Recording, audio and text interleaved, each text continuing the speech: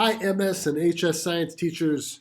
This is Ryan from the Ultimate Science course. The purpose of this video is to take you through PhET's Gas Properties Simulation. They just released their HTML5 version, and it's very convenient, and it's something that I think pretty much every teacher teaching physical science should utilize with their students. I wanted to say a little bit about the NGSS standards. It's kind of a myth out there that NGSS standards don't focus on gas laws, but all the NGSS standards have done is actually kind of put the gas laws into context within sort of a broader body of knowledge that they want students to be familiar with. So the actual performance expectation is matter and its interactions. It's MS-PS1-4.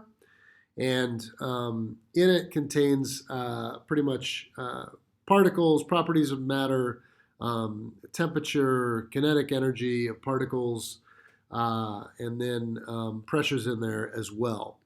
I've highlighted the evidence statements here. And you can see that the gas laws are the macro manifestation of particle behavior within a system. And to rationalize the gas laws, you actually have to be able to describe the particle model and the model of particles moving to make predictions about gas laws. But outside of that, the gas laws provide an excellent opportunity to practice the science and engineering practices. The PhET Gas Properties Simulation is a great way to explore those. So this is the new HTML5 version. It's great because you don't have to worry about downloading Java or anything like that. It's automatically up on the web. And it's similar to the old Java version. What you see on the right-hand side are the different variables that you can change of the gas and change and measure. They've got the chamber here that you can put gas particles in, and the famous bike pump that you can use to insert the particles in the chamber. So I'm going to click on the reset button. Okay. If you want to add particles, okay, you can do that. The old Java version of the gas property simulation had a actual label on that bike pump that said "Pump me."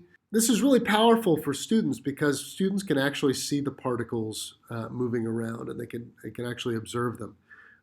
I've used this as an actual virtual lab that I run with my students, but then I also have run this as just a demo that I show the students at the beginning of the class.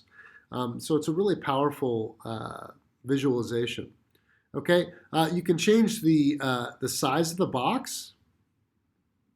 Okay, so if I click width here, you can change how big the box is. Okay. And then you can look at what that does to the other variables. Okay. Now, when you want to do experiments, okay, you can hold each of these constants. So let's say that I want to change the temperature and look how that affects the pressure. We want to hold volume constant, so we're going to hold it constant at this size. Okay. I've got my pressure sensor here, and then when I increase the temperature and the particles start moving faster, right? This is one of those evidence statements, right? Students need to be able to recognize that when you increase temperature, the particles are going to move faster, okay? They're going to increase the pressure. Now, the pressure is, you can see that the pressure increases, right? And I always like to talk about what is pressure. Pressure results from the collisions of particles with the inside surface of the container. What I've observed with my students is right when they get into the PhET gas simulation, they love to just pump it full of particles, right? This is actually what the folks at PhET want their students to actually do. They want their students to play around, right?